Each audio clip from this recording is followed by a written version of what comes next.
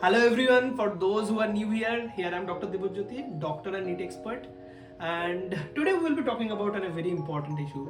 आप लोग बहुत बार क्वेश्चन पूछते हो और मैं देख रहा हूँ कमेंट चेक करके क्या क्वेश्चन बार बार आ चुके हैं। एक question, the question is sir online या ऑफलाइन कौन से सिस्टम अच्छे होते हैं स्कूल एंड कोचिंग के लिए।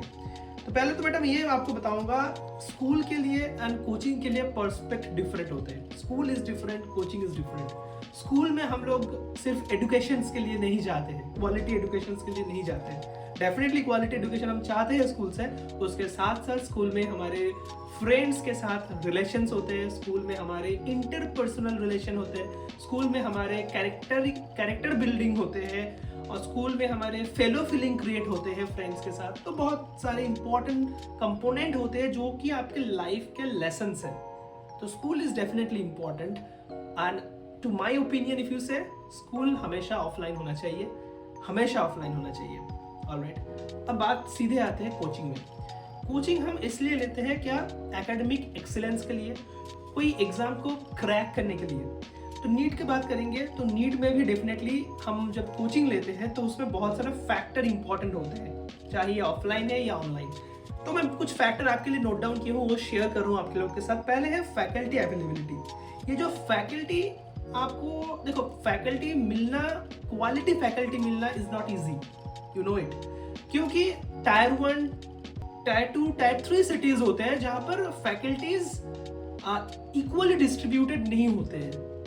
तो दैट्स वाई ऑफलाइन में फैकल्टी मिलना एक इश्यूज होते हैं, और क्वालिटी फैकल्टी मिलना यानी कि जो आपके 5-10 साल की एक्सपीरियंस है, जहाँ से आपके बच्चे नीट का रैंक करते हैं, एमबीबीएस मेडिकल कॉलेज में एमबीबीएस पढ़ते हैं, ऐसे फैकल्टी मिलना डिफिकल्ट हो जाता है, स्पेशली टायर 2, टायर 3 सिटीज में। ओके, नेक्स्ट पॉइंट जो जनरली बच्चे लोग बात करते हैं जिसके बारे में, that is the flexibility of the time schedule.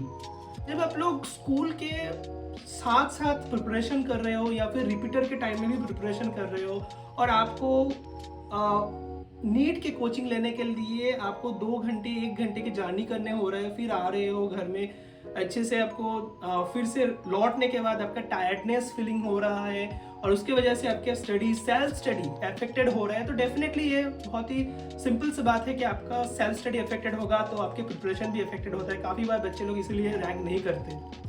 तो ये एक फैक्टर है जो कि आप ऑनलाइन में रिकवर कर सकते हो, और ऑनलाइन में ये फैक्टर बिल्कुल नहीं होते हैं। आप आपके घर में होते हो और पूरे आपके टाइम के साथ आप परफेक्ट टाइम में आप ज्वाइन कर सकते हो, कोई एक्स्ट्रा पॉइंट्स यहाँ पर नहीं होते। अब हम लोग नेक्स्ट पॉइंट की बात करें, पर्सनल केयर या फिर पर्सनल टच, जो कि डेफिनेटली कोई भी स्टूडेंट्स होगा तो ये एक्सपेक्ट करेगा कि मेरे लिए भी टीचर कुछ पर्सनली कुछ एडवाइस करेगा।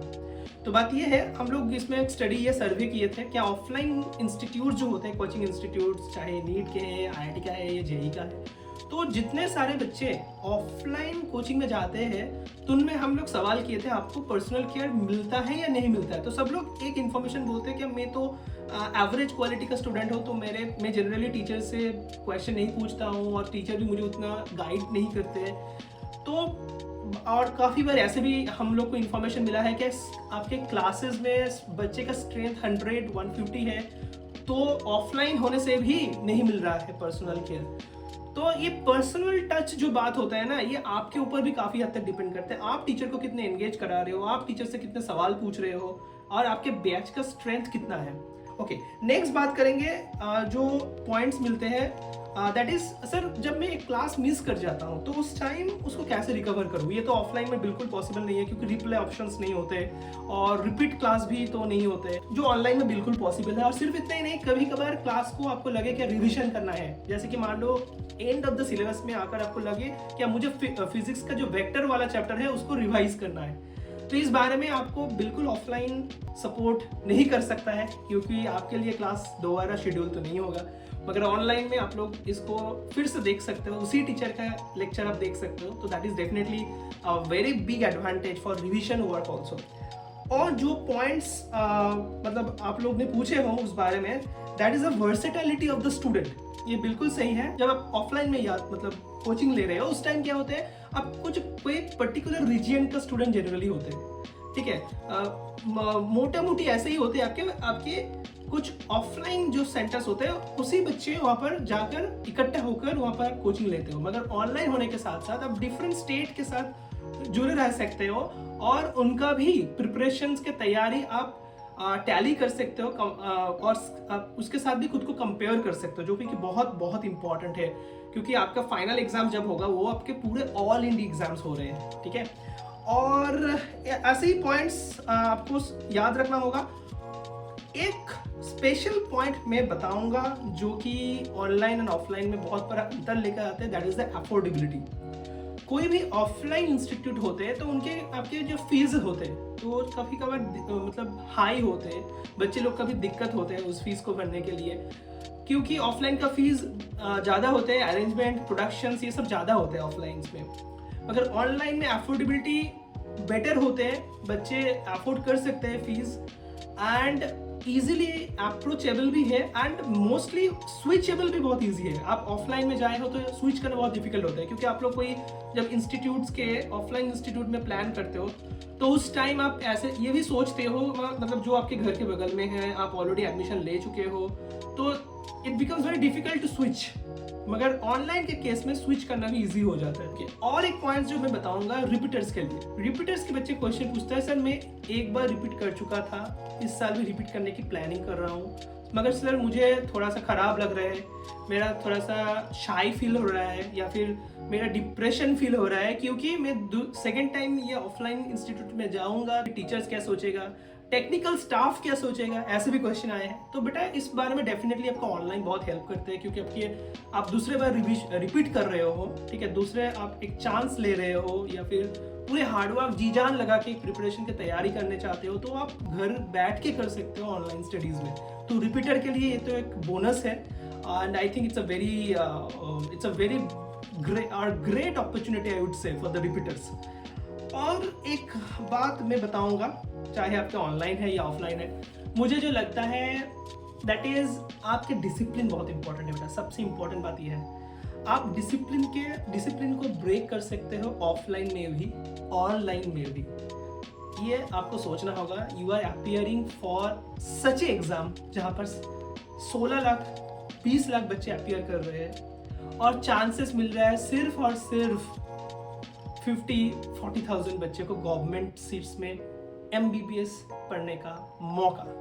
तो ये आपको सोचना है और सबको ये बताऊंगा, सिंसियरिटी आपका अंदर होगा, आपके अंदर सिंसियरिटी होगा तो चाहे ऑफलाइन है या ऑनलाइन है किसी भी जगह आप रिजल्ट कर सकते हो। बट बिल्कुल ये सही है, ऑनलाइन कोचिंग अभी बहुत पॉपुलर हो रहे हैं, बहुत फेमस हो रहे हैं, बच्चे लोग बहुत एक्सेप्ट कर रहे हैं।